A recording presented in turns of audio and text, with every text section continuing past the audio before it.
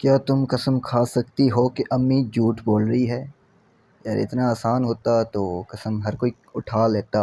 अस्सलामुअलैकुम दोस्तों, drama serial अमानत के नेक्स्ट आने वाले एपिसोड में आप लोग देखने वाले हैं कि क्या सीन होने हैं और क्या नहीं हुए अभी तक। लेकिन बट यार सीन ही कुछ ऐसे हैं कि क्या बताएं आप दोस्तों को। जुनहरा झूठ बोलती है ज़रार से।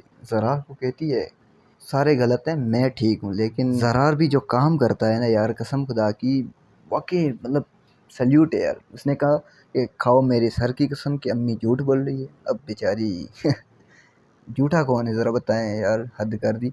और इधर ज़रार अपने भाई को कहता है जुनैद को, भाई बस छोटा भाई समझ के, छोटी गलती समझ के मुझे माफ़ कर दो।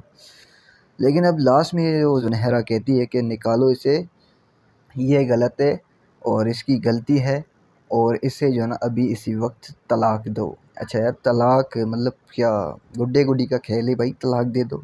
मजाक बना रखा है यार तुम लोगों ने, तो हद ही कर दी।